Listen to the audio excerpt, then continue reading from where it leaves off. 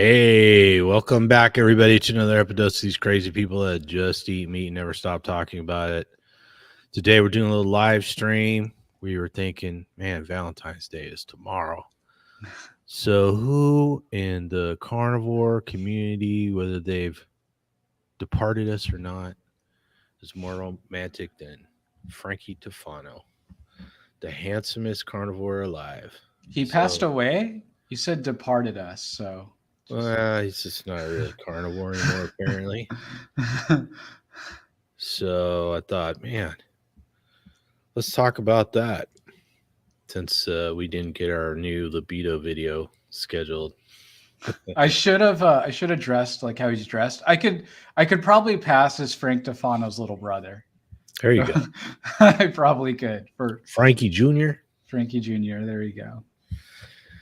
I don't know, little brother. I mean, how is he a little older than you? I think he's a little older than me. Yeah, because you guys are probably about the same size, right? He's probably taller than me. I'd take that bet. He's a pretty small guy. I'm a pretty small guy. If I had to bet, I'd say he's shorter than you.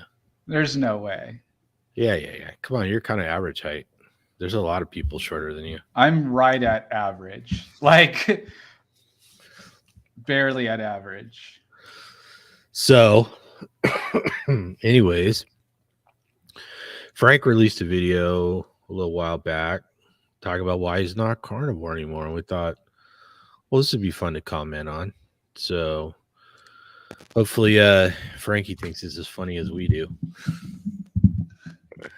So, anyways, so you just jump into it then, or you got something you want to say? Get the crowd riled up. Make sure they subscribe. Yeah, make sure you slap that like button with a heart-shaped steak or some heart-shaped piece of meat, or maybe a raw heart. Maybe that's how you're celebrating Valentine's Day. What could be more romantic, right? I personally really actually like raw heart. Out of all the raw organs that I've had, or all the organs I've had the big three: the liver, the kidney, and the heart before. And raw heart is really good. It's got a nice beefy taste to it. It's quite good. Anyway, so if you love someone, give them some raw cow heart. There you go. Show them how much you love them. Right. Yeah, make sure you hit that like button, that subscribe button. Although I think going lives is mostly to subscribers, but I think anyone that happens to wander over here. Anybody not watching the Super Bowl? Is it still going on? Yeah, man, it just started an hour and a half ago. Oh. No. Yeah, something like that. Oh, okay. I don't even remember who's playing in it. I'm so not into that. Yeah. So for all you non-Super Bowl fans out there, here's your alternative entertainment for the evening. You're supposed to say who was playing, Tom. Do you also not know who's playing today? Or I don't remember. I just walked in the room and everybody was watching it, and I didn't even look at the screen to see who was playing. Oh, man, that's funny. Yeah. Have you ever been to a Super Bowl party? I'm sure you have. You've been to them before. Oh, many. Yeah. Yeah. They're pretty decent. Yeah, I mean, it's just any reason to, well, back then, get the drink on, have tons of food. It's kind of like Thanksgiving, except you're allowed to eat like even more poorly. So it's like, oh yeah, have like a third bag of Doritos. No one cares, Yeah. I mean, Super Bowl Sunday may as well be an official holiday, right? Yeah, it might as well be. Yeah. One of the best ones though is that when I was working at the drug rehab, I actually out of my own check and out of the kindness of my heart, because I would make the residents food whenever I was on duty, and I just so happened to be on duty for the Super Bowl. And I should have gotten holiday pay. I should have asked for time. Yep. But I actually bought everybody. I bought whatever the largest thing of chicken wings from Buffalo Wild Wings. I think it was like 150 wings or something like that, and like 4 sauces. I don't know. I think it was close to like $100 too. But so they loved that. So we had like Super Bowl at the rehab house. with a bunch of chicken wings. So that was cool. Very nice. All right. Well, let's get into it. Let me cue up this here video, and it just starts playing. So, on your mark, get So set. wait, am I just going to yell out pause, or are we having like a hand? Yeah, you just got to. thing? Yeah, just like I don't know. What's the international pause symbol? I don't know. Isn't that goal? Was that what's the football thing? What do they do? Isn't it just like this? Timeout. Timeout. All right, go for timeout then. All right. All right, here we go. Let's hear what Frankie has to say. We are going to go over the reasons I became very sick after nearly 8 years of following a carnivore diet. Now, these are obviously things I realized after the fact, otherwise I wouldn't have stuck to the diet so long. And if I had... Yeah, I just want to take a moment. This is all satire, parody, education. We are not ripping off content here, so no content strikes, please. Yes, parody, information, education, satire purposes. Thank you. Did your attorney just call or something? Yeah, as my attorney. adhered to these principles, I should have been okay for a much longer period of time, certainly not feeling like I was on death's door. I do still have my carnivore meal plan available on frank-tufano.com if you sign up, and that is pretty close to correct and far better than anything else I've seen. If that's not enough, you can check out the carnivore diet course as well, but all of this information is available freely on my channel. Overall, I think put your hands down. Done if you Yeah, that's a good shout out to Bart, right? you were using indigenous cooking methods with the entire animal. And I don't mean a bite of liver once per day, having a couple of organ pills. The consumption of the entrails, especially intestines, and organs that aren't typically accessible is what is key to nutrient balance. Those are much higher in copper, antagonistic to zinc, which tends to be way too high on most carnivore muscle meat diets. So unless you're gutting a sheep in your backyard. So was the claim there that people were getting too much zinc or too much copper? I'm not sure it's really clear yet. So, I mean, he said, and I'm not talking about just getting a bite of liver or taking some organ pills. But I don't know is he talking about getting too much or not enough? You got to eat the whole animal, nose, tail. You got to eat every organ and every type of tissue. I don't know. It's not clear yet what's going on. Right. Yeah. What did I guess you get out of it so far? Well, I guess for those that don't know, he did say he was carnivore for 8 years, I guess. So, I mean, that's longer than Saladino. That's longer than Sean Baker, longer than you, longer than me. Not longer than Lisa. Not longer than Lisa. Or correct. Mark. You remember Mark? We interviewed Mark. I wasn't there for that one. You always think I was there, and I wasn't there. Well, you didn't watch the video? Of course I watched the video. What kind of not supporting being on this? So you remember it? Yes, I remember it was the thing that happened. Yeah. So there you go. There's a guy. And, I mean, Lisa and Mark and, I don't recall. I mean, I don't know like Laura Spath and what's her name? The one with the Southern accent. What's her name? Come on, help me out. I have no idea who you're talking about. Kelly Hogan, Amber Kelly Hogan. Yeah. Okay. Yeah. Yeah, I don't know. I could ask Amber because I talked to her once in a while, but I know her a little bit. But like, I don't recall any of them who have been carnivore for more than 10 years. I don't recall any of them, being all that concerned about eating organ meat. On a little bit of a timeline here. The reason why I'm throwing out a bit of a timeline is just because, if I remember right, Frank Tufano is one of the few first people that was doing carnivore content on YouTube, right? I think so. That's what he said. I never checked it. I mean, I think so. I think that's credited to him because he was before the Sean Baker Joe Rogan interview. Yes, I believe. Well, I've definitely heard that. Right. So I mean, you know, give the devil his due. He was out here hustling before us, so that's something. And a lot of people, you know, I feel really funny because a lot of people in the community ask me about Frank Tufano. I've watched like near zero of his content. I've seen a little bit of his adult content, but not his YouTube carnivore content. Yeah, none of us recovered well from that. So yeah, well, yeah, you know, Frank, you know, he could be kind of a difficult guy. That's the thing.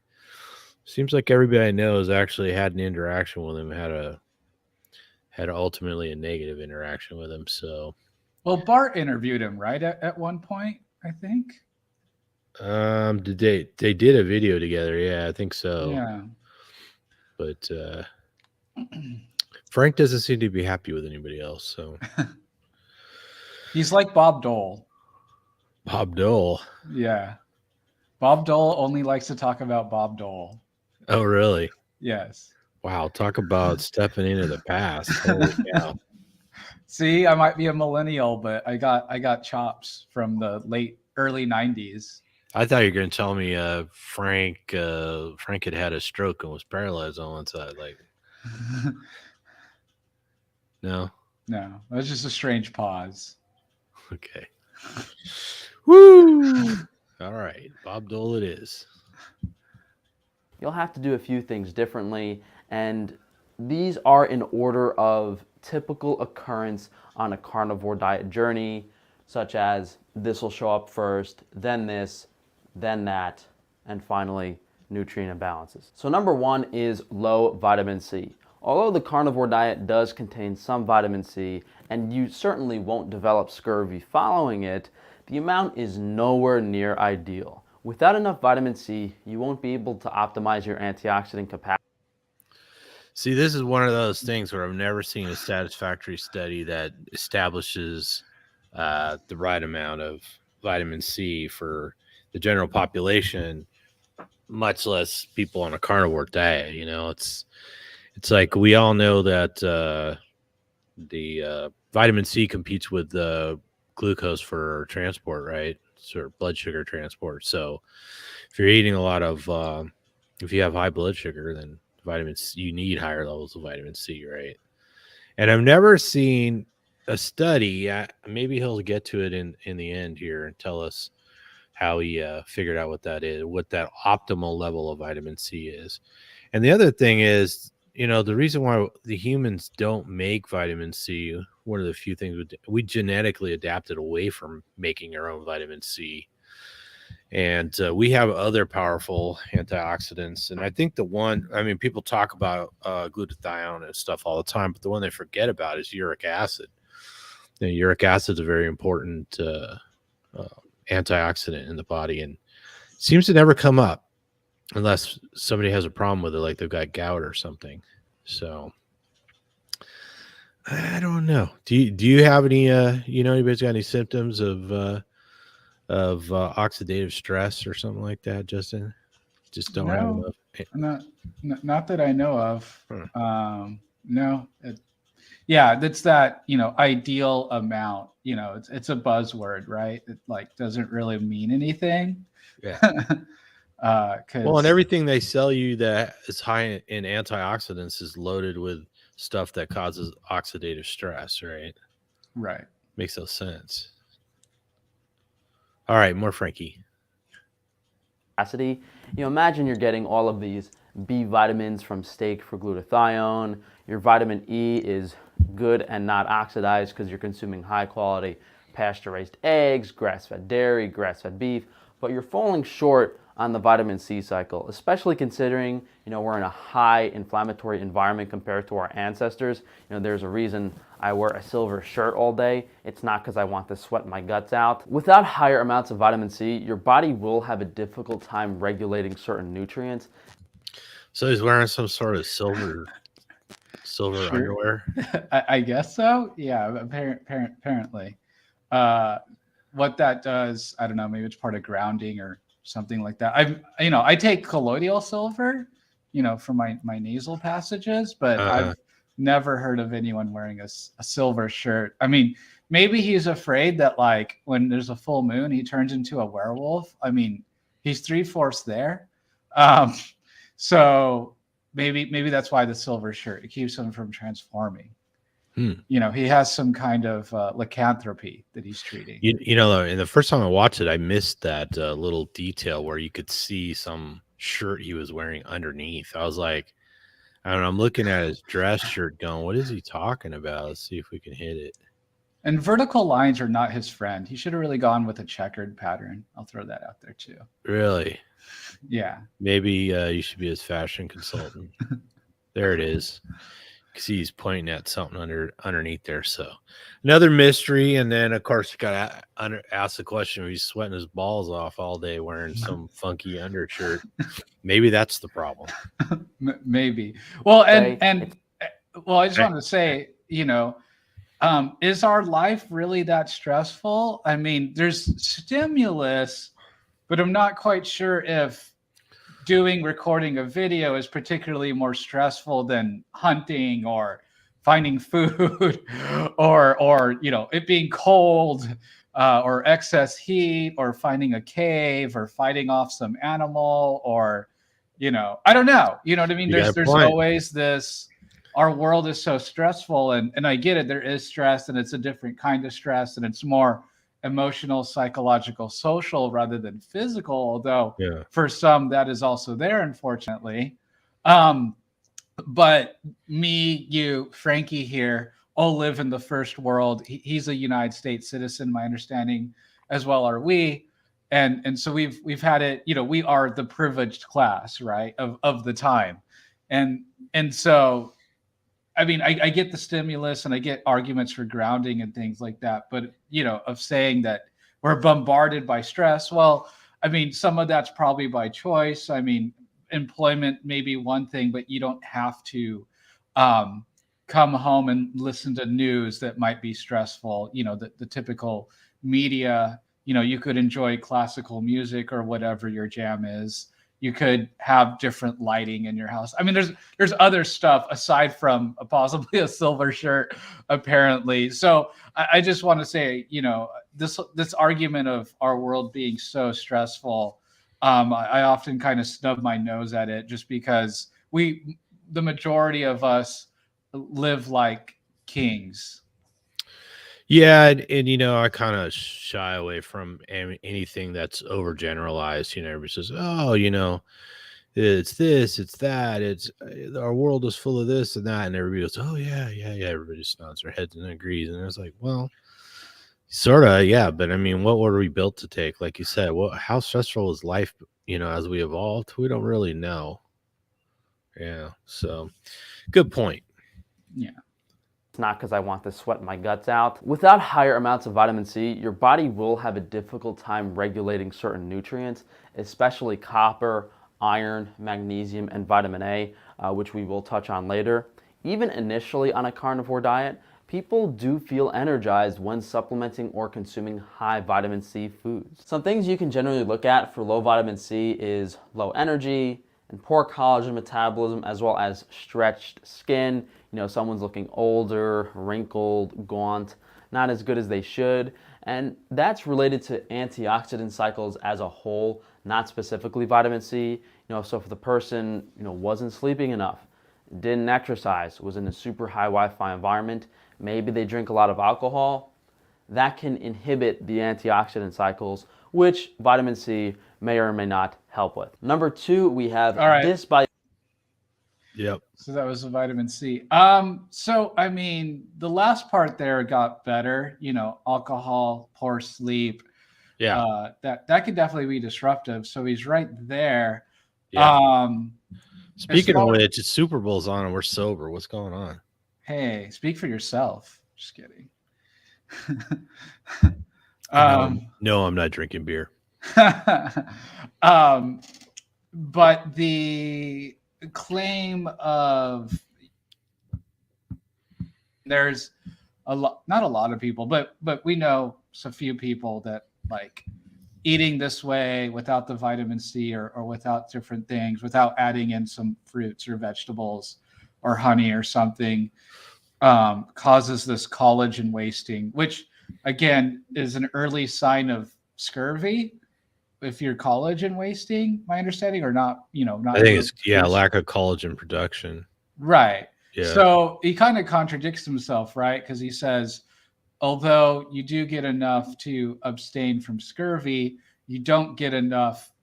You have troubles with collagen, which is like, well, isn't that scurvy pretty much? Yeah, well, like as far as I understand, all the overt sort of symptoms of scurvy are related to lack of collagen. Your gums start bleeding, your teeth fall out, you get sores all over, you get black leg, and that's all related to a lack of collagen production. So, right. So, I mean, I think he contradicts himself there. So then he is making a scurvy claim. Yeah. Right. Yeah, I would imagine that's right if you follow it. Poor energy. I mean, energy is a difficult. Energy is pretty subjective. B, if the environment is so stressful, then maybe we should be having an occasional nap. Well, don't you find that most carnivores have more energy? I mean, maybe in the beginning when they're adapting, dips or whatever, but overall, don't they? That's not what most people say. Yeah, exactly. So, I mean, but compared to what, right? So he's saying lack of energy. As though he almost implies that you have less energy than you did on a sad diet or normal diet or whatever. Right, and we don't know. He gives no comparison, right? Which is kind of a difficult thing to suss out. But maybe he could have told us what his lack of energy was like. Did it like dip off on year 8 or something? Right. Yeah. Where was it? How much energy? How much sleep was he getting? Was any of this tracked? Yeah, exactly. And so that's, just everyone has days and dips in their energy where they didn't sleep as well, or stressful day or had to take care of something. Every day's energy level you have an average, right? We know when we're like, oh man, I'm dragged out. And we know we're like, oh, I could feel like I could climb Mount Everest. And somewhere in between typically is the day-to-day grind. Right. Yeah, well, and I think he kind of started to mention something about 5G or Wi-Fi or something like that. And yeah, too overexposure to Wi-Fi or something like that. Yeah, I mean, what exactly is that sort of nominal amount of radiation doing that vitamin C is going to combat? I don't get it, right? And I haven't seen any convincing studies that show that our exposure. I mean, 5G routers have been in our environment for years and years. I mean, the 5G sort of citywide networks are relatively new in some places, but 5G routers have been around forever. I don't know anybody who's like, I'm sure there's people out there who had illness that coincided or maybe even were actually caused by it, but it seems like it's really rare. Yeah, and like you said, what does that have to do with vitamin C? I guess it's an oxidative stressor.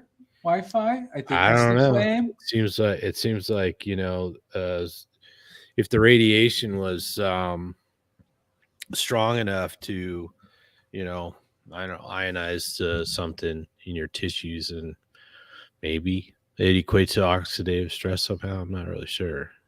Yeah, neither did he say. So I guess we'll leave that one up to interpretation, I suppose. Yeah. Looks Where's like our alien drone when we need him or her. Yeah, I don't know. We should have recruited a Frank Tufano expert. Should have had a third-party consultant. There you go. One more thing sorry, Tom. I know you just started it, but one more thing about vitamin C. We did have Bart on, and we kind of asked him about what the levels might be for a person on the carnivore diet. And his claim, I'm sure he has the evidence to back it up, was what nanoliters? I think it was nanograms per milliliter. Yeah. Yeah. And so basically to even get a milligram, you would need 1,000 whatever. Yeah, Right. so the Nanograms. human beings and a couple other animals adapted away from making their own vitamin C. So if it was so critical, it seems like why would we evolve away from it? I mean, there's some essential nutrients out there that the body doesn't produce, but we didn't evolve away from producing them, right? That's the difference. I mean, we don't have either. We have that. It's a double, what they call a double punch out, where both sets of genes no longer exist in our genome. Right. So nature made a very clear choice on that. So and I don't think it had anything to do with drinking fresh Florida orange juice. Come on, Frankie, speak. Simply an imbalanced gut microbiome. Too much of certain bacteria, not enough of others. And I've heard many carnivores say, oh, my gut is perfectly healthy. Yet they're pooping out a rock every 3 days. And anytime they eat something that's not carnivore, that's not a ribeye steak, they feel like they're going to die. All right, we got two right there. You know anybody who poops out a rock every 3 days? Not every 3 days, but I mean, I did have the occasion of hitting the turkey meatballs really hard, and I pooped a football. So I mean, and that was not fun. All right, so you ate a super high protein, real dry, low fat diet, and it affected you, right? Right, but it wasn't like it. I mean, but my stomach didn't hurt. Like it wasn't a fun time. And it quickly like remedied, but well, yeah, in the classic cases, people just, oh yeah, man, I ate like a pound of cheddar cheese yesterday, and now I'm all plugged up. But you eat that much of anything, you could throw your system off, right? Yeah, exactly. And right, but every 3 days, I mean, some people are going every 3 days. I didn't go today. I mean, there you go. But I mean, yeah, I mean that really has more to do with fat to protein, I think, than eating meat. Like if you ate like a week of chicken and then a week or then had a ribeye, yeah, you're gonna. It's not, and that's not microbiome dysbiosis. It's just your bile and things like, because your body's constantly regulating and re-regulating itself, right? Yeah, I mean, you get into some meat that's really really low in fat, like some overcooked turkey meatballs that tend to be dry anyways, and yeah, you could throw your system off easy. So, but onto the thing, like he kind of made it sound like you got to eat ribeyes to stay regular. How many ribeyes are you eating a week right now? None, because they're like $14 a pound for non-grass fed, non-organic. Yeah, I had one last week, but that was one or two, because they were my girlfriend found them at the bottom of the freezer and goes, you better eat these because they're not going to be any good soon. So, but yeah, I don't generally eat ribeyes except when I'm out of meat and it's the only thing on sale. So yeah, you don't have to eat ribeye. A lot of people don't eat ribeyes. As popular as they are, and they are very popular in the carnivore community, a lot of people don't eat them every day, much less every month. So, right. All right, Frankie, entertain us some more, Frankie. Speak, Frankie, speak. Come on, Frankie. They can't even have a bite of bread, typically occurring just a few months into the diet. Here we go. What happens if you eat a bite of bread, Justin? I mean, there would probably be a bit of discomfort. I might get a headache or something like that. But I mean, why would I want to eat a bread? Most of us, by the time we get to carnivore, have eaten enough bread for 8, 10, 12 lifetimes. It's like, okay, you've had your share of bread. Yeah. I don't miss bread. Like I get people that are like, oh, I couldn't give up fries. Like that's understandable. But it's like just bread. Now maybe if you like French toast, like, okay, I get it. That's a little extra. But if it's like, I could never do carnivore, I could never give up this Wonder white bread, I'd be looking at you funny. Well, I used to love sourdough bread with butter on it, right? Uh-huh. But if I ate it more than one day in a row or whatever, my stomach didn't feel good. And that's my most favorite bread of all. And that's the one, if you get real sourdough, cultured sourdough rather than just bread with vinegar added to it to make it taste sour. It's supposed to be the healthiest bread, that's like a trend with some people. And so it would bother me then if I ate regular old bread, whole wheat bread or something on a sandwich, it didn't seem to cause a problem. And I've had hamburgers. I'm trying to think how long it's been, but I've been out with friends or whatever. Somebody brings me a burger and it's on a bun and it's just inconvenient to eat any other way. I'd say it with a bun. I didn't notice anything. And the last time I had something bready, I'm not saying it was actually bread. It might have been pretzels or something. I did notice it felt a little tired, but it didn't trash my stomach or anything. So, and I think most people, if they eat a little bread or some crackers or whatever, it doesn't really affect them. So I think he's kind of overblowing it right here. Some people are just more sensitive to other, right? Yeah. We were talking about Joe. Joe was had a glass of wine with his dad, and he didn't feel good, Whereas, I've had a glass of wine here and there, and I definitely enjoyed it. There didn't seem to be a downside, so. So it's not like, I think we notice that we're more sensitive because when we're eating all kinds of stuff and we're having all kinds of reactions to things, it's hard to know what's causing what, especially if you're eating the same kind of thing every day. It's not hard to imagine somebody eating a sandwich for lunch every day, right? That's a real common thing. Right. And you may never know that, like, the bread or the whatever, the mayonnaise or whatever is bothering you. And then you go carnivore and all that stuff goes away and you feel great. You don't have heartburn. You don't have pain in your stomach. You don't have a whatever constipation or diarrhea. It all goes away. And then you eat something and one of those symptoms comes back. It seems like a big deal, but really at the end of the day, all you do is stop eating it. Right. So. Right. Well, and the bread, typical store bread, a lot of it has high fructose corn syrup. Soy oils in it, other vegetable oils, there's seeds. If it's like even a healthy bread, like a sprouted bread or something like that, almond bread. There's all kinds of different things that can mess with Did you say healthy bread? Yeah.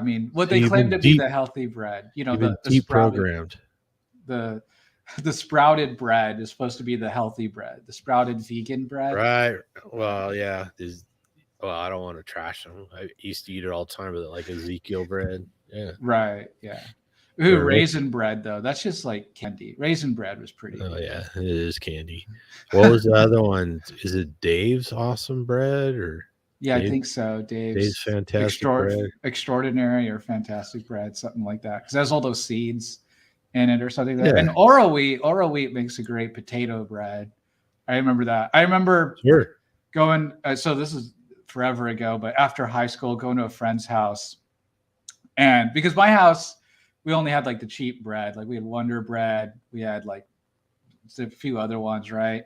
Like maybe like whole wheat, but then my buddy, right, he had the big slice like Oro wheat bread, and I was like, this is so cool, and he had like a whole thing of like the turkey meat with the ham. Like we could make club sandwiches at his house. So every day I'd go to his house and raid his fridge and make like a big ass sandwich with the Oro. And he's like, are you like, what's wrong with you? You don't have this at your house? I was like, no, of course I don't have this at my house, man. Anyway. I see a pattern. Oh yeah, that's right, Tom. Me going over to people's houses and raiding fridges. Yes, that has been my like a sport with you. It pretty much is. Yeah. Yeah. All right. Well, let's hear what Frankie has to say. Entertain us, Frankie.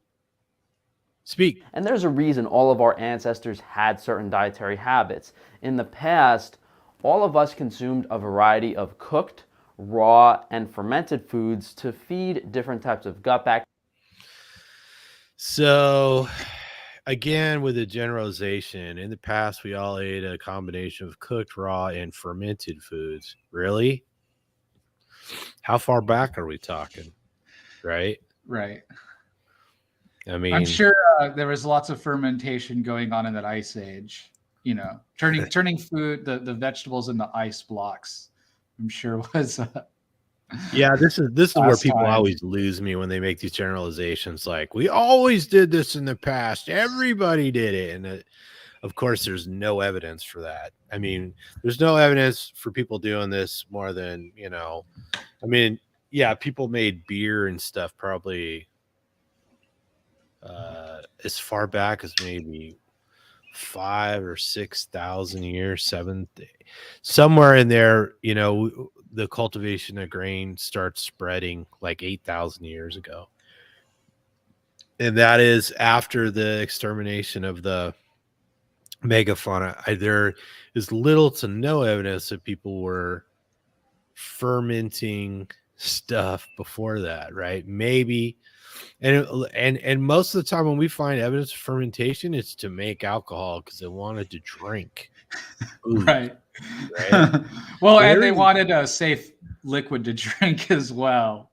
Everybody's got it in their head that everybody was guzzling kombucha and sauerkraut and yogurt, and that's what we needed, you know. And certainly yogurt, you know, not before the domestication of animals like cows and goats and stuff like that. There was no freaking yogurt. You know, there's no evidence of. There was no mammoth yogurt. They didn't make mammoth. Sadly, yogurt? not. I mean, it probably would have been pretty good, but nobody had thought of it yet.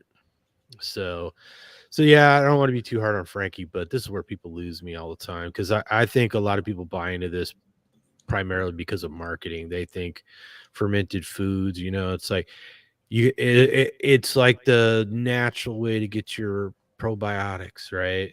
And your kefir. Yeah, your kefir, you know, whatever it is. And you know, if you need a constant influx of probiotics, you're probably on the wrong diet. Right. Taking too many, I don't know, drinking too much booze, taking too many antibiotics, or maybe you've scrubbed your colon too many times with some celery. Yeah. All right, let's see what Frankie's got to say. Bacteria, as well as nourish our bodies. I've referred to this several times as a triple presence: raw, cooked, and fermented. Most also had carbohydrates in the diet. The few exceptions that weren't consuming carbohydrates consumed much larger amounts of fermented foods, and this is key because only carbohydrates can feed your gut bacteria. In that natural indigenous diet, which I wrote a book on, The Ancestral Indigenous Diet, you can check that out on my website as well, we have the consumption of fermented foods to repopulate the gut, such as high meat, beer, wine, yogurt, kefir, various natural fermentations to keep the microbiome balanced, as well as the presence of carbohydrates to feed that gut bacteria, the probiotics and the prebiotics, the actual bacteria itself, and something to feed the bacteria. That rare exception of the First Nation Alaskans, Inuit Eskimos, consumed much larger amounts of fermented meat, rotten fish on a consistent basis to make up for their diet's lack of carbohydrates, instead of physically feeding the gut bacteria with starch, sugar, whatever it may be. So fermented meat is loaded with carbohydrates? I guess so. I kind of he honestly lost me. I'll be honest. I kind of tuned out a little bit just because he was kind of like, okay, he says you have to eat the fermented stuff to build the bacteria, and then you have to eat the carbohydrates to feed that bacteria that you built, and to claim that only carbohydrates can feed gut bacteria. So by his logic, when you eat meat, you can't absorb anything because there's no bacteria in there to absorb the nutrients from the meat. Yeah. So yeah, I'm not thinking that's playing out so well. I mean, first of all, if we didn't have an environment full of carbohydrates, how did we get how did we get an intestinal system dependent on it, right? Right. And then how much fermented meat are we supposedly eating here? And I don't know. I have to look into it. Does fermentation of meat create carbohydrates? I don't know. I'll have to look into that. I mean, maybe bacterially, like the mold, maybe. I'm starting to think It's Frankie higher in just carbohydrate. got sick for some reason and decided to blame the diet. Right. Maybe he came down with I don't know. Let's see what else he's got to say. Come on, Frankie, speak to us. Come on, Frankie. B, they consume the bacteria itself to keep the gut consistently populated. Now, each of those things can cause dysbiosis on their own. Too much cooked food in the diet, stressing the organ systems, no consumption of fermented foods, which means you're not getting good bacteria. So most of the carnivores we know that have been carnivore for a long time eat cooked meat and little or no raw meat. And they don't seem to be having a problem. right. So I don't know. Supposedly there's some great balance of cooked, raw, and fermented we have to maintain. In Right. the gut frequently enough, and a lack of carbohydrates. So the gut bacteria that consumes carbohydrates dies off and the other becomes dominant. Incorporating raw dairy and honey might help temporarily for some people, but it tends to blanket the problem, although yogurt and kefir are definitely excellent additions to the diet and some of the best probiotic sources that exist. As carnivore dieters brag about their low bowel frequency, they also brag about not having fiber in the diet, which leads us to Time out. So the whole gut dysbiosis thing, I've been down this rabbit hole. I worked with a naturopath doctor for a few years that was all about gut health. I was on prebiotics. I was on probiotics. I was on 5,000 milligrams of vitamin C. So been there, done that. And although I think there's some truth to it, I just, when you really dig into it, the science is very murky, like a lot of nutrition science, right? Like, I think I've heard we probably know more about Mars than we do know about our own gut biome. For sure. We know we can cause large die-off, and we know we can cause growth.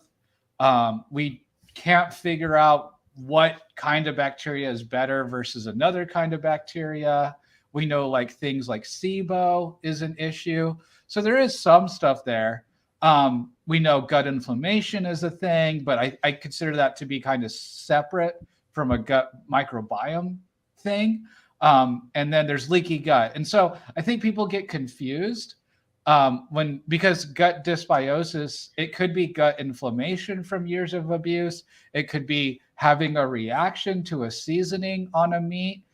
There are people that do react to certain cuts of meat. Some people notice they struggle with eggs. Some people notice they struggle with pork. Some with beef, actually. Some can only do lamb for a time. Some, Amber O'Hearn, she says she feels best eating duck, and turkey, if I remember right.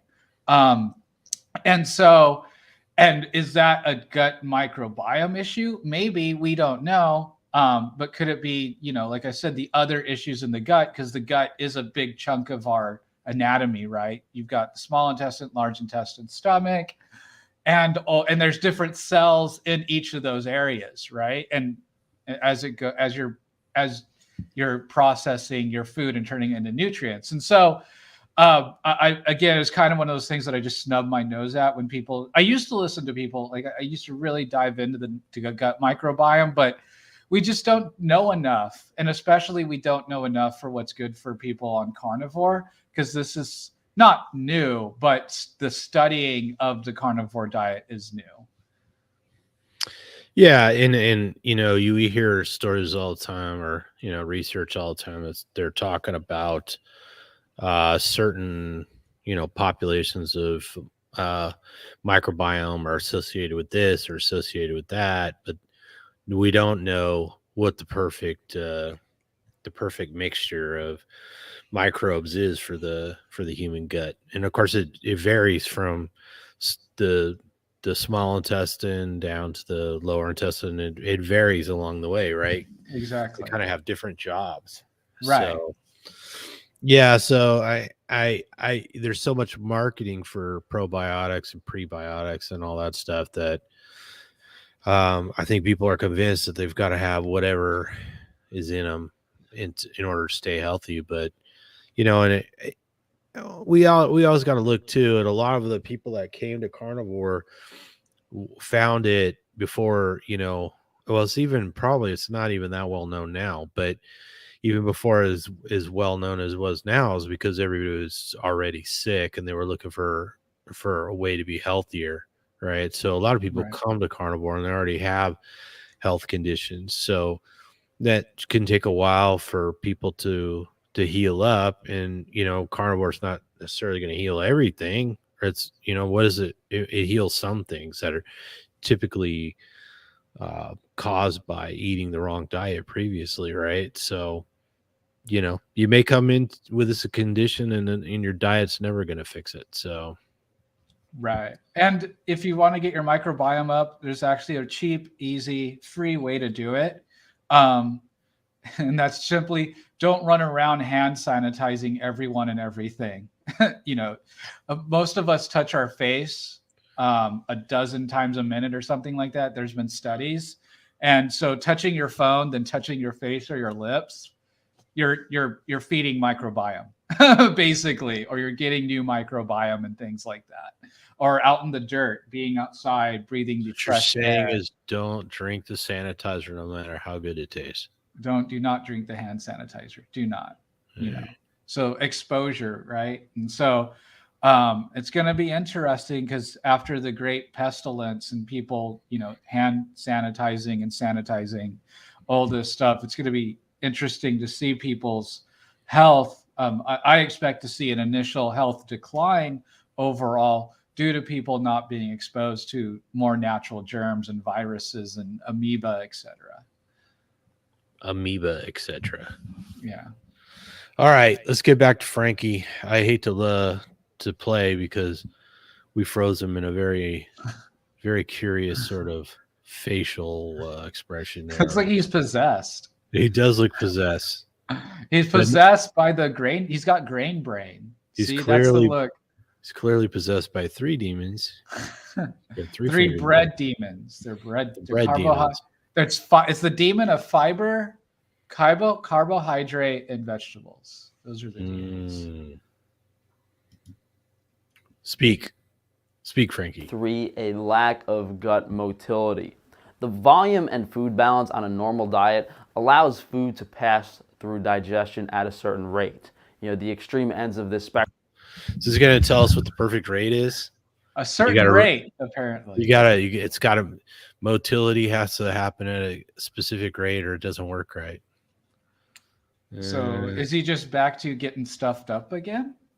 I don't know. Frank, may we see your colonoscopies while you were carnivore? Yeah. Did he leave the cork in? Maybe that's the problem. He is known for that kind of stuff. But anyways, yeah, I don't know. People are obsessed with motility, but I don't know too many people that really haven't seemed to have an issue. It's like I don't. So I don't know. And there isn't, back historically back past a certain point, there isn't any evidence for eating fiber. So, I don't know. Right. I mean, I'm worried about sometimes my snakes' motility because, they are just a long digesting of a rat, through them. And so if you pick them up, they might upchuck some rat. But I mean, we stand upright, we have gravity pulling down our food and working the system. Most of our digestion is, I know the mechanics, I understand the biome and the muscles and stuff like that. But aside from that, gravity actually helps us digest, Well, yeah. I mean, if a giant picked up Frank after he just ate dinner and turned him upside down, he might throw up too. Right. Exactly. So we hope that doesn't happen to Frank. Come on, Frank. Speak. spectrum, we have, vegans and carnivores. Too much food volume, not enough nutrition. Too low food volume, very high nutrition. When you go carnivore, the food tends to sit and be hyperabsorbed. So whatever is in that food, it's really getting sucked in by the liver, small intestine, those. Where exactly is this food sitting? And I didn't know the liver sucks things in. I mean, Yeah. I thought it absorbs any toxins, I suppose, that was in the meat. Maybe if you had, I don't know. I don't think people absorb meat any faster on a SAD diet than they do on a carnivore diet. It's just on a carnivore diet, there's nothing else to absorb, right? Yeah. There's right. not much waste. The little bit that comes out, a lot of that is just, it's everything from the dead microbiome to cells that you shed in the lining, and that gristle you couldn't quite break down. Right? Yeah. I don't know. I mean, what does a digestion take, like 8 hours or something? I forget, like 5 hours, right? Oh, it's like, I don't know, just to pass through the small intestine where most of the meat's absorbed. I'm not really sure what the time on that is, but I think overall for humans, it's, roughly at 24 hours or something like that, to 2 days or something like that. So, and like animals like dogs, it's much faster for some reason. So, right. But yeah, I don't know. I think he's kind of out on a limb here. Right. Initial parts of digestion, when you don't have plant matter to dilute all of that concentrated meat, fat, organs, cholesterol, you could. So how exactly would fiber dilute that? Because fiber basically, just goes through you and winds up taking a bunch of nutrients with it. I guess it's the bulk with your, I guess if you had like some spinach and some steak, you would have surface area of your gut blocked or taken up, or cells being used for the digestion of the bulk fiber. So in other words, when I say digesting the fiber, I actually mean not digesting it. It's just blocking the cells, and so you're absorbing less of the steak, I think, is what's the idea. So what you need the anti-nutrients that come in plants to prevent you from absorbing all the nutrition from the steak. Yes. Uh-huh. And some of the fiber, the bulk. Maybe he's onto something. Maybe we're getting give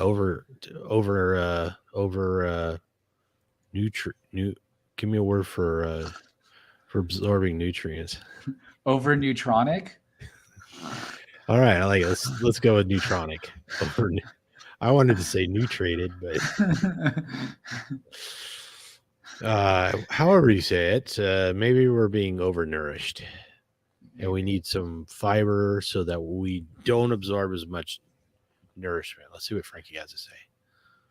Come on, Frankie.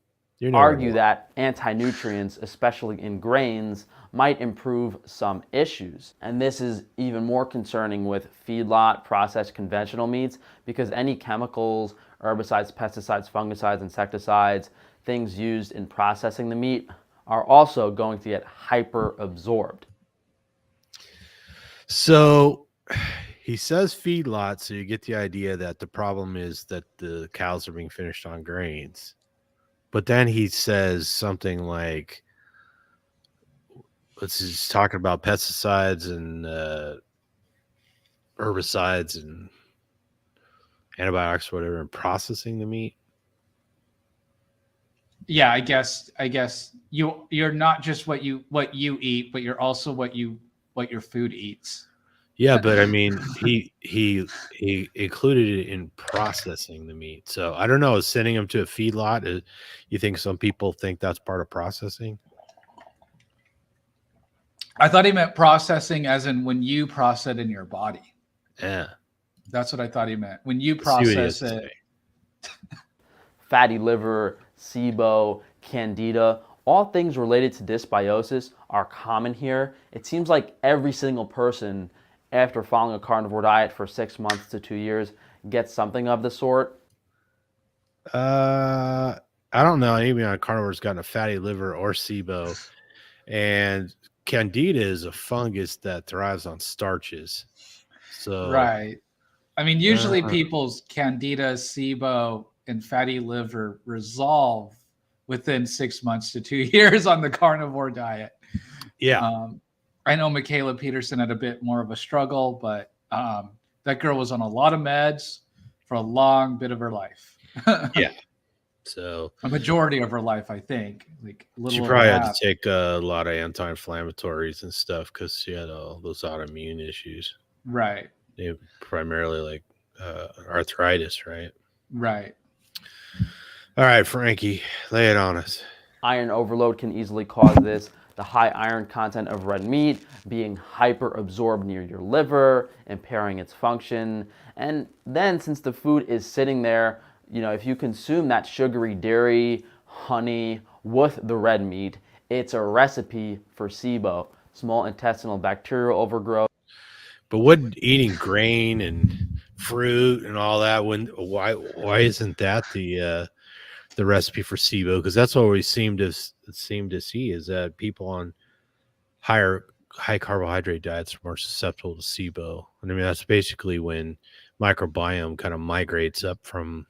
I think it's coming up from the large intestine to the small intestine. That's when they get sick. So I get it, having extra sugar from honey and dairy might be an issue. So And he made the claim of the meat just sitting there. Again, sitting where? And if you're having dairy, I'm gonna assume he's talking about milk, liquid dairy. He didn't specify.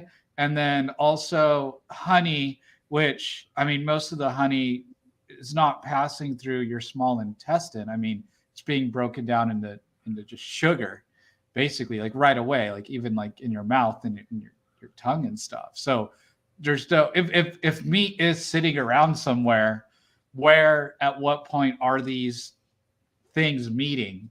Because they wouldn't be meeting, I don't think. You much quickly absorb carbohydrate, and this is his claim that you absorb it quicker, right? It's not like everything you could. That's his whole point, is that not everything you put in your body absorbs at the same rate.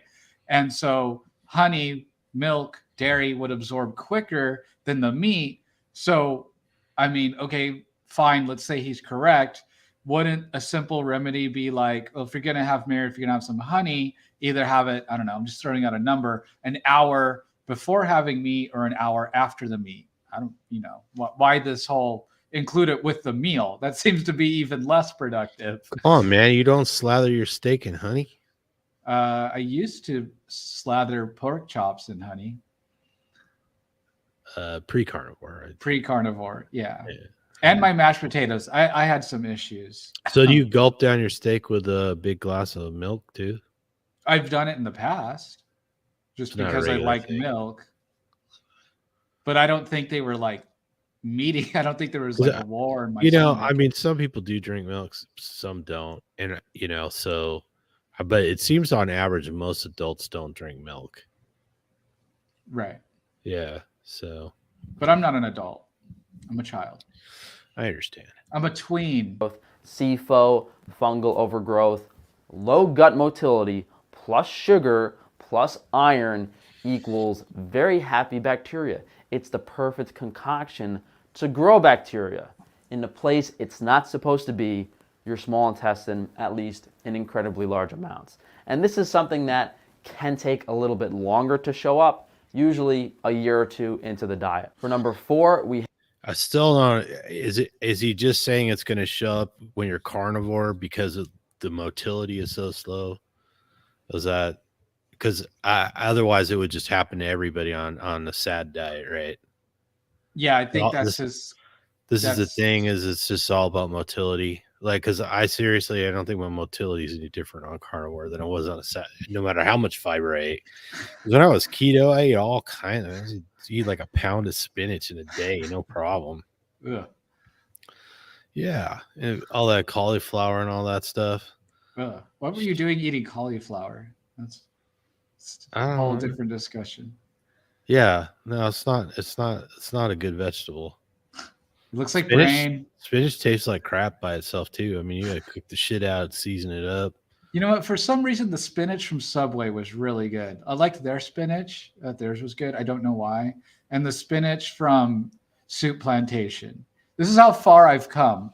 I used to love going to Soup Plantation. Did you ever go to Soup Plantation when it was around? It's not in business anymore. Really, I didn't know it was out of business. Yeah, I'd Yeah. been there. And like, I didn't even realize it was meat free. Like it was one of those things like you go to occasionally for, whatever. It's not a place I would pick, but we didn't go out to eat that much. But it happened. You'd go once or twice a year or something like that. And I didn't even dawn on me. There's no meat at this place. Right? Right. Yeah. Like it wasn't advertised as vegetarian or whatever, but like, yeah, I used to go all the time. I went like every weekend for like a year straight and like, make these things super healthy, all that. And of course, steal me some of the blueberry muffins because their little blueberry muffins were the bomb. I'd get myself a baked potato with cheese, butter, and honey. Yeah, and then of course they had the ice cream machine, the soft serve like yogurt machine or something. Yeah, I think I remember that. Yeah, they had like a giant salad bar, and then yeah, they had like soup. You could just kind of, it's like a all you can eat kind of buffet, right? yeah. It was buffet, right? But without like meat, basically, like a meat free. Like there was pepperoni on like the pizza bread or whatever, and then you could get bacon, the bacon things on the baked potato. That was pretty much it. There was cheese. There's plenty of cheese.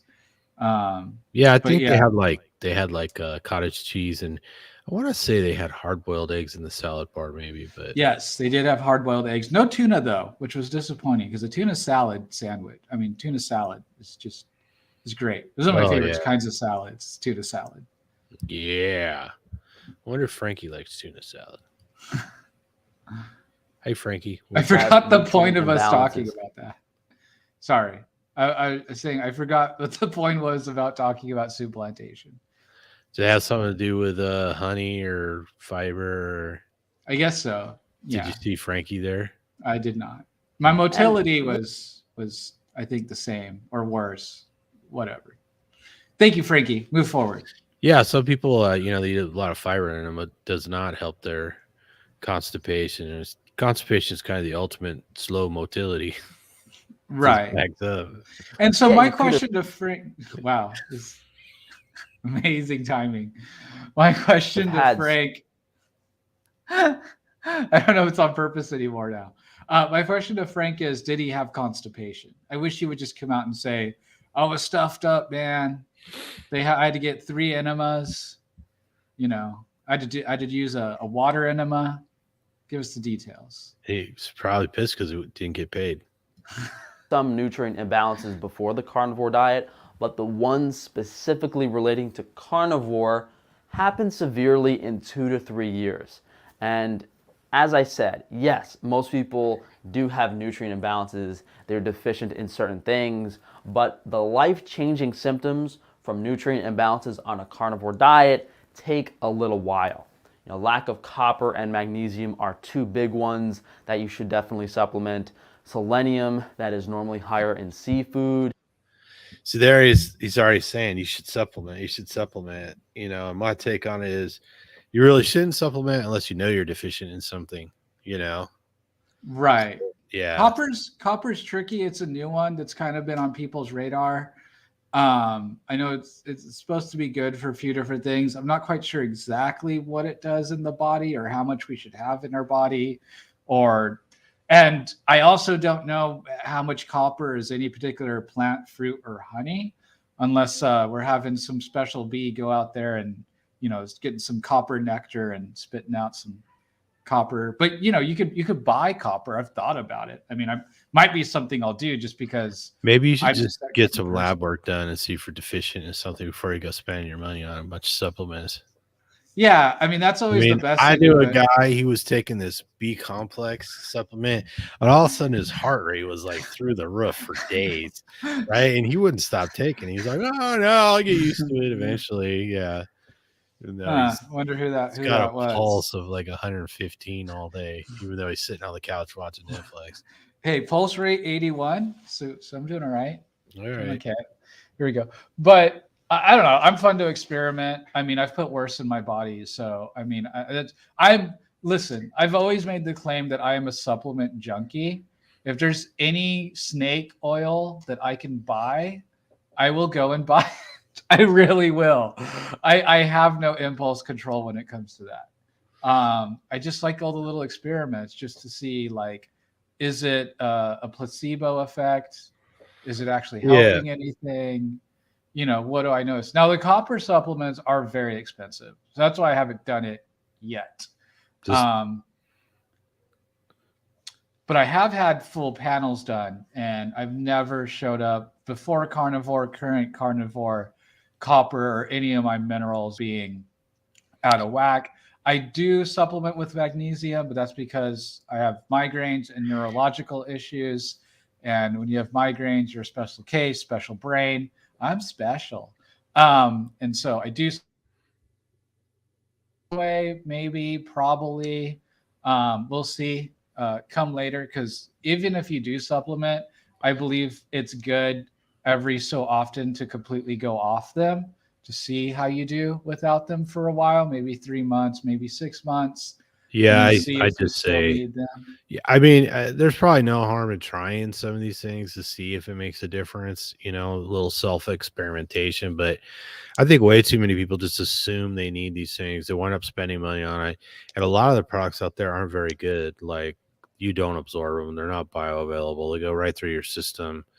Right. You know, there's a guy, he worked for one of those companies that delivers porta potties and stuff like that and pumps them out. And he was telling a friend of mine, it's like, yeah, he's like, you can totally tell, like, when they have like marathons and stuff, because people take a bunch of vitamins and most of those pills go right through them. And when they're sucking out, they're vacuuming out the waste in the porta potty, so you can hear all those vitamin tablets going through the hose, right? So yeah, so, you know, I hesitate to tell people to supplement unless they've got some strong suspicion that they're actually deficient in something, right? Yeah. Don't do as Johnny Don't does. Yeah. I mean, but I'm also not going to tell people if they want to experiment, go for it. I mean, it's your body, it's your life, but you don't assume you have to have it, you know? Correct. But that's not what Frankie's saying. And some of the trace minerals that are higher in certain plants. If these mineral imbalances are out of... Just because it's higher in a plant doesn't mean you can absorb it, right?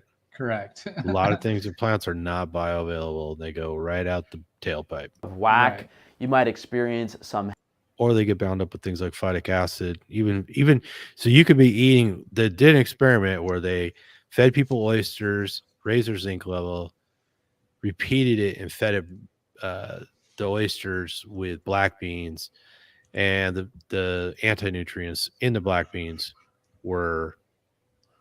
You sleepy there, young man? I'm not. I'm yeah, perfectly fine. Starved for oxygen. Starved for oxygen. All right. Yeah, so the black beans actually lowered the absorption of the zinc. Am I boring you with my comments? You're not. All right.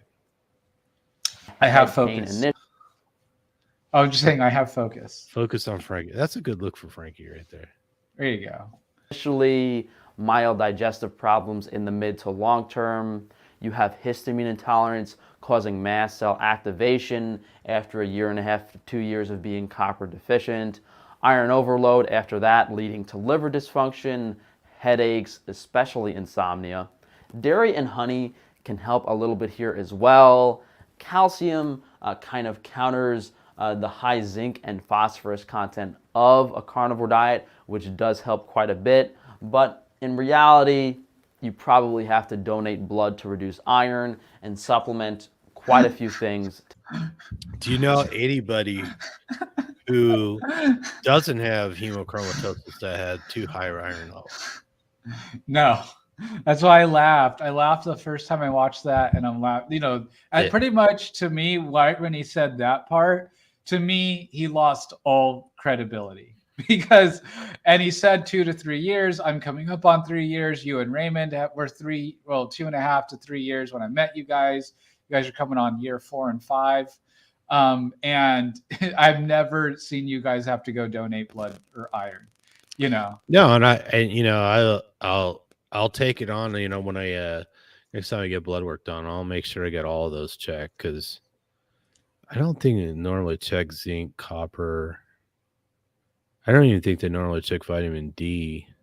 Oh, they always check vitamin D. Do they? For sure. Yeah. At least now. I don't know when the last time you And had I know blood people say that magnesium is, people are commonly deficient in magnesium and stuff like that. But, magnesium is part of your electrolyte balance, just like, sodium and potassium and stuff like that. And when one of them gets out of whack, then the others get out of whack, so you could be deficient in sodium and your magnesium looks bad. And, if you drink too much coffee, drink too much alcohol, you're going to throw all that stuff off anyways. So yeah, but I'd be willing to check all of these. This is, of course, easy. I know one time I'd asked my doctor, I forgot what it was. It was a long time ago, long before carnivore. I forget exactly what it was, but somebody's like, oh, magnesium deficiency can cause that. So I had him check it, and it was like a real simple test that took like 10 minutes. So now, before carnivore, I had critically low vitamin D, where I was prescribed by my doctor like 5,000 milligram vitamin D. This last time after getting bloods, or the times I've gotten bloods after carnivore, which I get about once a year. So I had them done last year. I had them done the year before that. And I've posted that stuff on my Instagram. Go ahead and follow me at alloutlife.carnivore on Instagram. Also on mine. And I got a Facebook page under the same name. So there you go. My vitamin levels are D. My vitamin levels are finally good, Wait, so I thought you just said you got a D in vitamin D. I'm giving her the D. It is the Valentine's Day episode. I got really good vitamin D levels where they actually weren't low for like the first time in my adult life, which was great. It was constantly a concern of low vitamin D, and that's why they thought I was constantly getting sick as well. Could be a contribution as to why I'm not getting as sick anymore, because of my vitamin D levels. My immune system's working better because I'm on the right diet. So at least for one of those that are on his board, I've seen improvement over time, not lowering. And pretty much everyone, Michaela Peterson, again, she's talked about it, having extremely low vitamin D, going carnivore within the first year. Her vitamin D levels were finally normal or good. And so it's really weird for him to throw vitamin D on there. Anyway, I guess we'll do our final thoughts once we'll let him finish talking. Yeah, it'd be interesting to see if vitamin D deficiency is different in carnivores as opposed to people on other diets, because it is commonly said that vitamin D levels are chronically low in most populations. So, and it might not have to do with directly absorbing vitamin D from the food as it is with your body not being inflamed and your skin. So your skin, as we've talked about before, seems to be able to absorb sunlight better and not burn, not react to it, because you're well hydrated. You've got the right omega ratios and the fats, right? The good fats, not the bad fats. And so it could be that the carnivore diet just makes you more easily able to process the vitamin D from the sun. And if I'm not mistaken, cholesterol also plays a part in vitamin D. Yeah, well, vitamin D is made from cholesterol in the skin when you're exposed to the sunlight, right? Correct. So with having the higher cholesterol, which Frankie early in this video, we just kind of let him slide on it, did kind of say that was a bad thing, having too much cholesterol, but he didn't say too much more on that. It was really like a quarter of a sentence, but I caught it. I don't know if you caught it. But yeah, so the increased cholesterol, the less seed oils could be the actual cause of the increased vitamin D. It's not that you're eating vitamin D and absorbing more. At least that's the way I think about it. Right. Yeah, I don't know, that the cholesterol thing's a whole can of worms, because generally when people say cholesterol, they mean their LDL, and LDL is not actually cholesterol. And Nor is vitamin D a vitamin. right, yeah, I mean, vitamin D's been elevated from a vitamin to a hormone, right? Right. Yeah, it's a deep can of worms. And it seems to be just a substrate of cholesterol. Let's see if we can let Frankie get a word in edgewise. Come on, Frankie, educate us. To make a carnivore diet work. So we touched briefly on each of these problems, and I have very in-depth videos explaining these. So we mentioned that antioxidant video earlier. I also have a video on vitamin C. For dysbiosis, I have a video on how to fix your gut microbiome. That's also covering the low gut motility. And related to nutrient imbalances, I have a 3-part video series that I did on iron overload. The first one was explaining, I think, like how I almost died on carnivore. The second was how to fix iron overload on a carnivore diet. And the third was the iron pandemic, which is my belief that... Can we pause and zoom in on Frank's face in the Iron Man costume? It's just...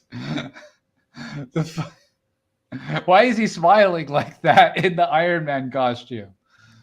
Sorry, it just really... Can we zoom in? No, I don't think we can zoom in. Well, looks like we got plenty of content to go through this year. Here you go. We could do a Frank Tufano special of videos. Frank Tufano Fridays? Yeah, Frank Tufano Fridays. There we go. All right, you're giving up your Fridays to do videos then. I guess so. All right. Where'd you go, Frankie? I think he's done. Do we really have to listen to him anymore? If you're new to the carnivore diet, or you're new to any diet really, definitely spend a couple of hours watching the education. So, yeah, I think we're done, because we're at the point where the whole point is to watch Frankie instead of us. Right. Don't watch Frankie, watch us. We're much more entertaining. We don't have his stunning eyebrows, but, Stunning. This looks like 2 caterpillars got glued to his face, and they've never... It kind of looks like 2 caterpillars charging towards one another in a death roll, but they're still stunning. I wonder what shade of eyeshadow he's wearing. That's totally eyeshadow. I don't know. You want to go get your palette? Hold it up to the screen so you can figure it out. Here you go.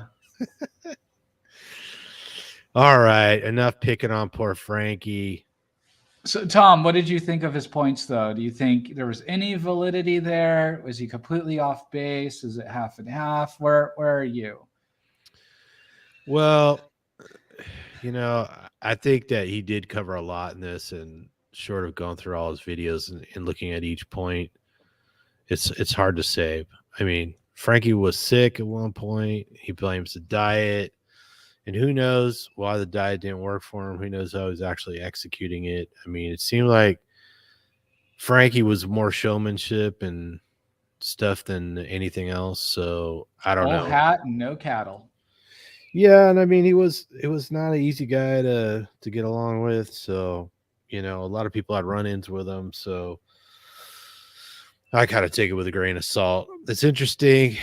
Put some stuff on the radar. I mean, like I said, I'd be perfectly willing to test for. I mean, I don't know how you test for SIBO, especially if you had no symptoms.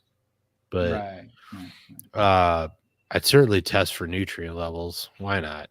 I'm always curious, Right. So give us your rundown. I'm just, they're very basic takes.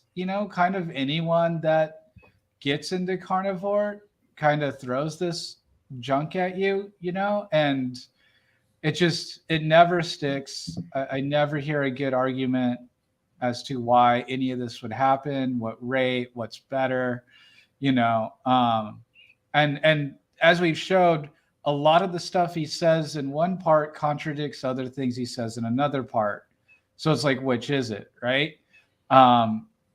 And to me, if this was an isolation, maybe, but there's World Carnivore Tribe that has nearly 100,000 people in it. There's several groups, and yeah, there's people that have some issues in there. But I feel like if there is collagen wasting, gut dysbiosis, gut motility, Dysbiosis. dysbiosis. Put extra Z in there or something. I've got to go donate. If there is like, hey, let us know when you're donating blood. You go. Maybe we would be having like carnivore meetups at blood donation clinics because we'd all be there so often, right? Because donating our iron.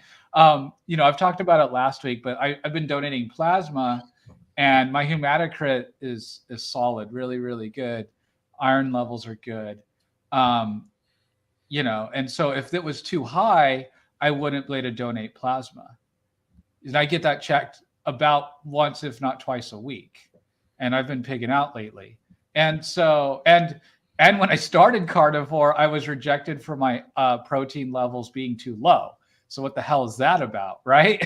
And so, like I said, the only changes that I've had on the carnivore diet are positive. I've only had positive results.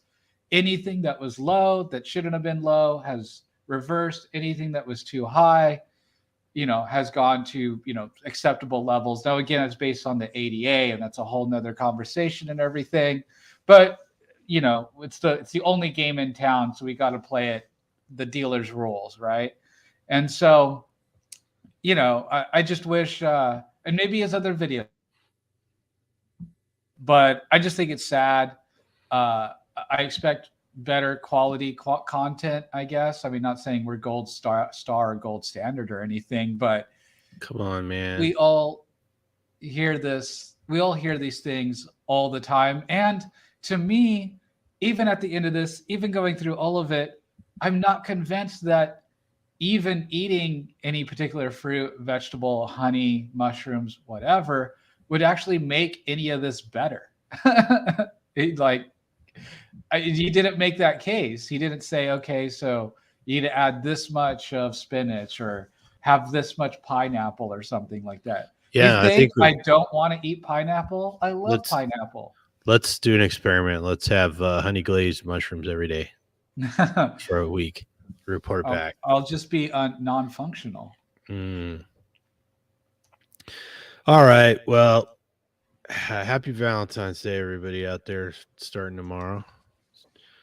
And we keep in mind we got the short rib videos coming out every week, and then we have some other pre-recorded long format videos coming out. So, and then we're doing these live streams on Sunday evenings. They start at 5 p.m. PST. We appreciate you guys watching or listening or commenting. Leave us your comments. Let us know what you think about Frank's experience and his presentation. Maybe let us know what you're doing for Valentine's Day. Let us know what your iron levels are. Have you had your zinc checked? How about your phosphorus, your vitamin A, your vitamin D, your copper, magnesium, selenium, other trace minerals? Did you suddenly get SIBO on carnivore? I haven't heard of anybody getting it, but somebody out there must have gotten it.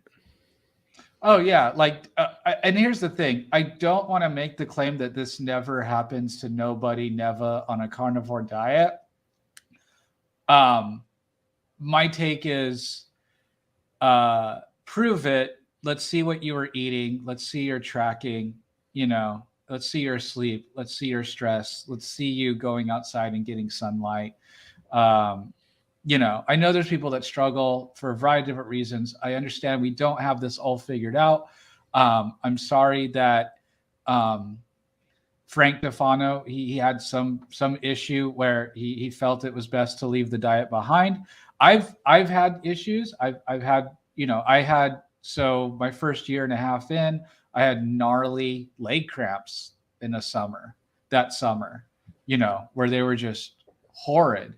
I mean, I was waking up at like 3 or 4 a.m. and having to get on the floor and stretch out my legs, particularly more my right leg, if I remember right, because the cramping was crazy. It would wake me up in the middle of the night. But that's since resolved. And I think supplementing with magnesium helped with that. But I think at the same time, healing is not just a straight road up. There's going to be, it's up and dips, and it's an adventure, and it's a variety. And as your body changes, sometimes you're going to have a little extra inflammation, or sometimes as your electrolytes balance and rebalance, you might have something like cramping or something come up. That doesn't necessarily mean that the carnivore diet is wrong. It could be that your body's going through, a change, puberty. There's many difficult things about puberty, a big body change. I think Frankie's already through puberty. Much of it unpleasant, right? But because puberty is an unpleasant experience, we should all have children on puberty blockers so they don't go through it, right? That'd be insane. Now, there's some people that advocate that for a variety of reasons, but, and I'm not saying to ignore the trouble, but what are you saying? You can talk to somebody like a coach that's been there. There's carnivore doctors and keto doctors that can run through the blood test. If you are concerned about a deficiency or being low in something, yes, go get tested. That's perfectly great. Well, and I think the diet is about finding the right diet for, where people feel better. This doesn't mean you're never going to catch the modern pestilence, or you're never going to be sick again, So, but thinking that the diet caused it, and then coming up with all these sort of vague reasons, that kind of seem to contradict one another. It's a little fishy. Right. Yeah, exactly. And so, but I mean, to me, like I said, everything I've only seen improvement with the diet overall. And I have no plans to introduce any kind of plants. And there is one truthful thing. Yeah. When now, not for everybody and not all the time, but yeah, there's many things that I know if I eat it, I'm going to have a bad time within a day or two. That's just like a fact at this point. Is that a negative? I don't know. Depends on how you look at it. I mean, if we're taking the stance that plants are not food, then I'm just not eating food. And so, yeah, of course, if I'm not eating food, I'm going to have a problem, right? That my body's not good at digesting and things like that. And as we talked about earlier, that does vary. But if you're reacting to it now, you were probably reacting to it in the past. Just because you didn't feel it in the past doesn't mean that you weren't reacting. Yeah, I think people are just more aware of their reactions mostly. I mean, some people, are more sensitive than others, but I don't think most people go carnivore and then they eat one piece of birthday cake and they're in the hospital. Right. Typically, they don't go straight to the hospital, right? So yeah. I'd be interesting to see how the carnivore diet almost killed him. So maybe he did end up in the hospital. Yeah. So if you know anybody that was almost killed by the carnivore diet, leave us a comment. So there you go. All right, let's wrap this bad boy up. Thanks, everybody. Thanks for being here. Eat some meat. Feel better. Whatever you do, don't fall down the carb hole. Happy Valentine's Day, everybody.